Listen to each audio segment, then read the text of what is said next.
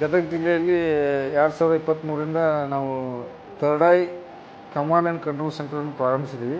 ಇದರೊಳಗಡೆ ನಾವು ಮೂರು ಥರ ಕ್ಯಾಮ್ರಾಗಳನ್ನು ಯೂಸ್ ಮಾಡಿದ್ದೀವಿ. ಒಂದು ANPR, PTZ, ಆಮೇಲೆ ಬ್ಲಡ್ ಕ್ಯಾಮ್ರಾನ ಯೂಸ್ ಮಾಡಿದ್ದೀವಿ.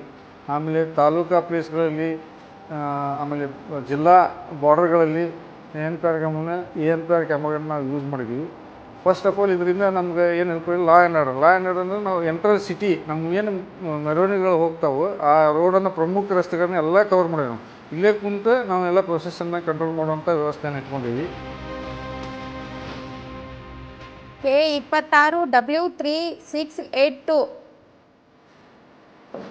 ಸರ್, ಶೈನ್ ಗಾಡಿ ಸರ್, ತಮ್ಮ ಹೇಳ್ತಾ ಇರಿ ಸರ್. ಇನ್ನು ಮುಂದೆ ಕಡ್ಡಾಯವಾಗಿ ಹೆಲ್ಮೆಟ್ನ ಧರಿಸ್ಬೇಕು ತಾವು.